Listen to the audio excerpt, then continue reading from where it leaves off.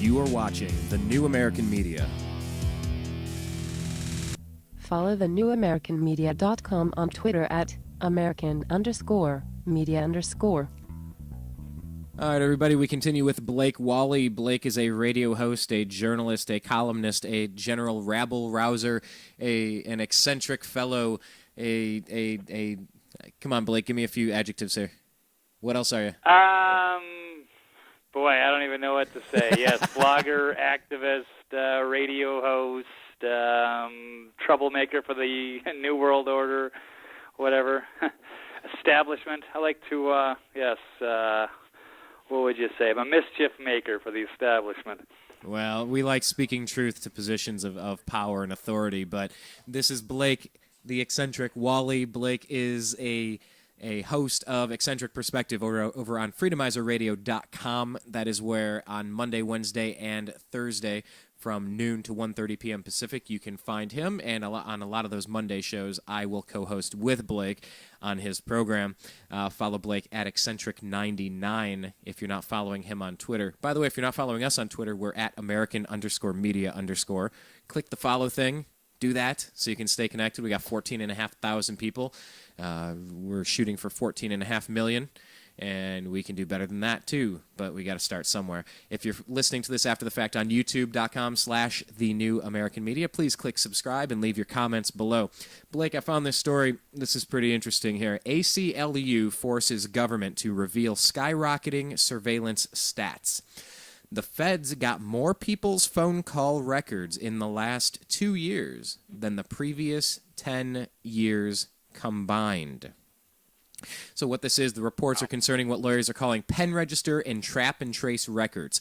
These terms originally referred to hardware devices law enforcement could attach to the phone network to capture information about, but not the contents of, phone calls. Pen registers recorded outgoing phone numbers.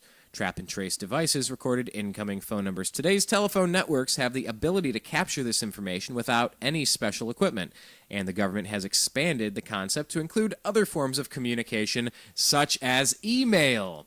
The legal standard for conducting this kind of non-content surveillance is less stringent than the rules for conducting a wiretap.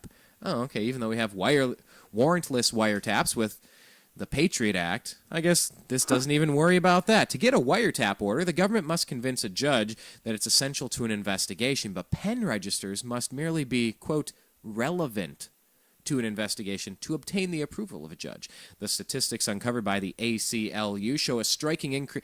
And by the way, Blake, I just got to say, I know the world's turning upside down when I'm finding myself agreeing more and more with the ACLU, but I swear to you, on a weekly basis, I'm finding something. I'm just saying, right on. Thank you, ACLU. Because I guess we're the bad guys now. But the statistics uncovered by the ACLU show a striking increase in the frequency of government surveillance. Here's the number of orders issued by the government over the last 12 years. So it shows this little chart. Basically, around 1999, there's about 5,000 of these pen register and trap and trace things.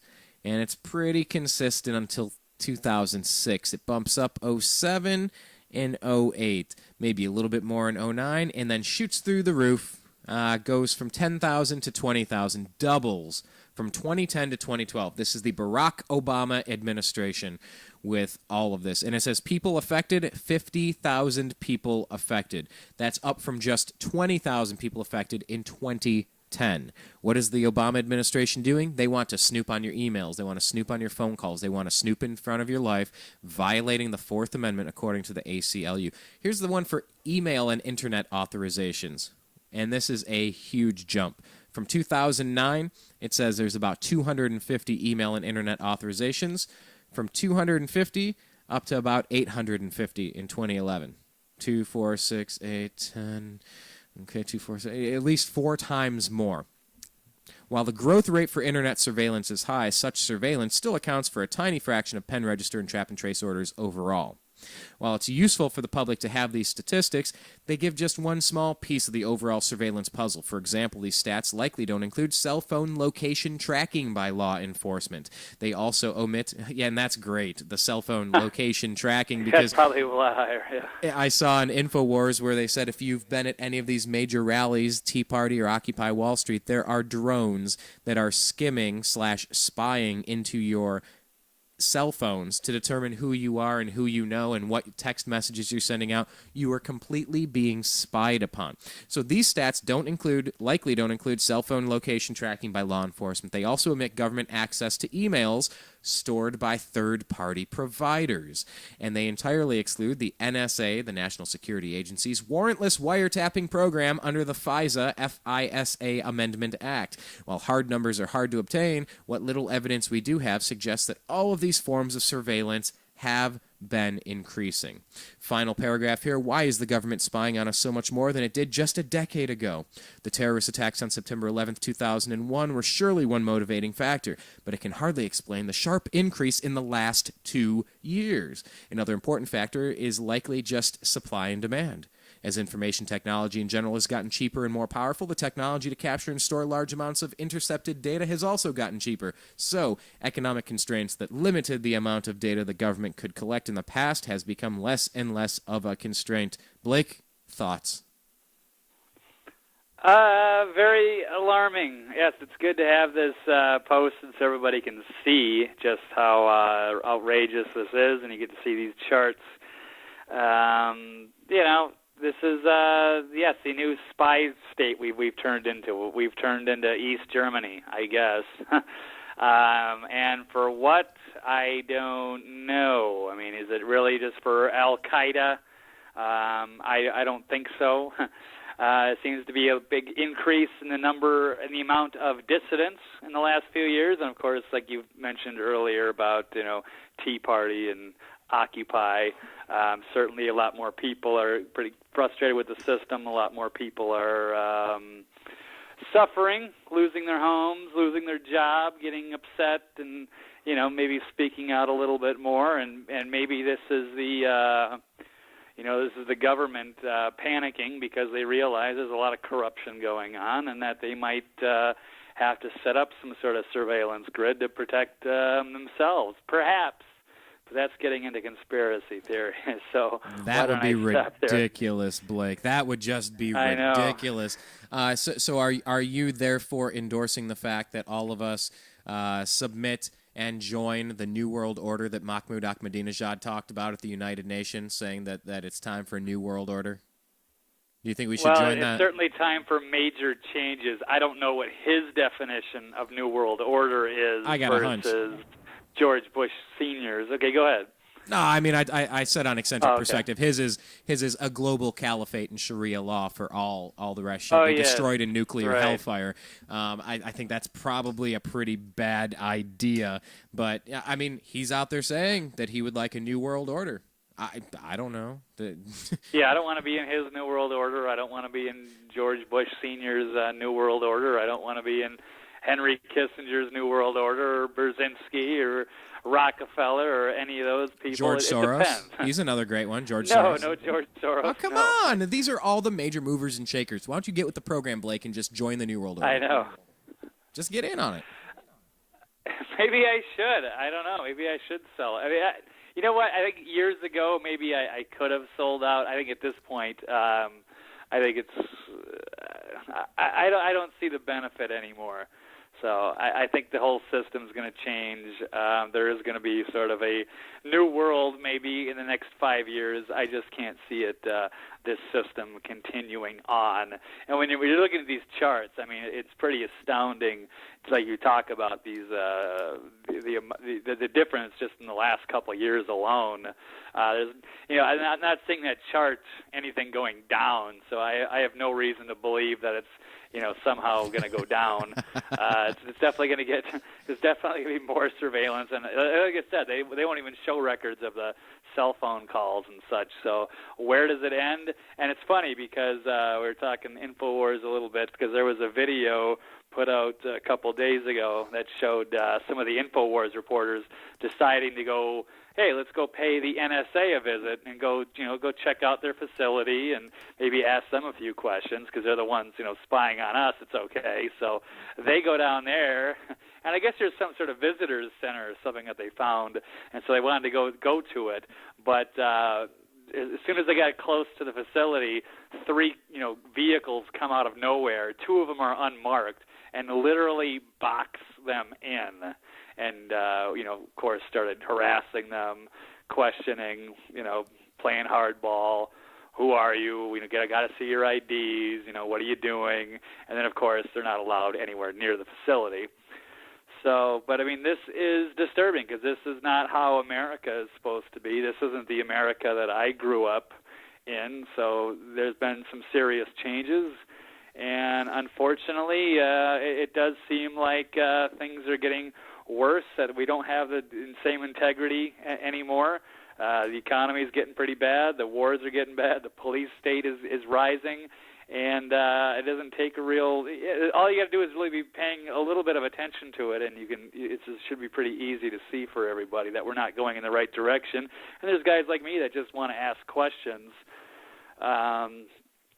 But yes, the government doesn't seem to be very transparent or very forthcoming with all of this. So we didn't even get into the TSA and all that stuff. So let me pause here. Go ahead. No, well, why don't we do this? Make a comment or two. I mean, every day there's something new about the TSA, whether they're getting on the roads now and stopping people illegally or all of the nonsense that's going on inside of the airports.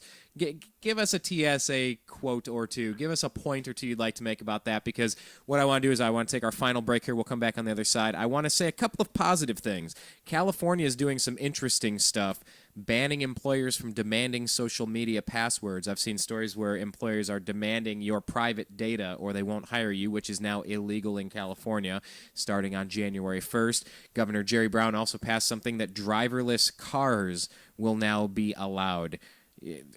The future is here. And then, of course, Prop 37 that will label genetically modified food in California. So these three things, two of them have me very interested in and feeling positive. The driverless cars is a little creepy and bizarre, but it's kind of cool, sort of. But before we get to these possible positive things, at least 2 out of 3, give us your overall opinion of TSA and the latest thing you've heard about them. Well, one of the latest things it's been a couple of videos, and there's been good reports. Usually something good on the Drudge Report every week, but definitely good stuff out of InfoWars all the time. Something new with the TSA. They got a guy busted red-handed on ABC News on a little bust. Stealing an iPad, and they traced it back to him. There's been a lot of there's been like 380 some cases of theft of employees getting fired. They don't screen these people very well. They seem to be having a lot of petty power trips, and I don't know where they get these people. They have rudimentary training, and they have they just love to order people around and throw them in naked body scanners and the horrible grope downs. I mean, this isn't making us safe, and it's really not going in a good direction. And why are they? They haven't busted anybody for any kind of terrorism, and now they're going to start putting them out in the streets or train stations, bus stations. I mean, I don't know. So just got a creepy goon squad out of some futuristic dystopia movie. Well, so pretty alarming. Well, speaking of future scenarios, why don't we take this break? We'll come back. We'll talk about driverless cars and a few other issues, including the very positive Prop 37 to label genetically modified organisms, because some local groups, some little organizations are starting to take the power back, that are starting to take control for their daily lives and a little bit of responsibility and accountability. We're talking live with Blake, the eccentric Walley. Blake is a radio host, a general I don't know. I was going to say freedom fighter. Here's what we got to do, Blake. We need to get like a list of adjectives. We need a list of like 72 things that you are. And I'll just read down the list. I'll just highlight some different ones. I'll throw like some darts at the wall and just pick different things. But Blake is a blogger. Blake is a radio host. Blake is someone who cares about this country deeply. And while Blake and I don't agree all the time, I mean, hell, that's why this show is called Agree to Disagree, because we think that as we're just seeking truth, whatever and how uncomfortable that truth may be, let's keep digging. I don't care how deep this gets. Let's just keep digging. You get on the shovel. Come on, keep working it. because we're both looking for the same thing, whatever is true, whatever is real. And that's what Blake does on Mondays, Wednesdays, and Thursdays over at freedomizerradio.com on Eccentric Perspective from noon to 1:30 p.m. Pacific. Go find him there and follow him on Twitter at eccentric99. If you're not following us on Twitter, we're at American_media_. Like our Facebook page, The New American Media. If you haven't been to our homepage, go check it out at thenewamericanmedia.com. And if you're not subscribed to our YouTube page, go to youtube.com/thenewamericanmedia.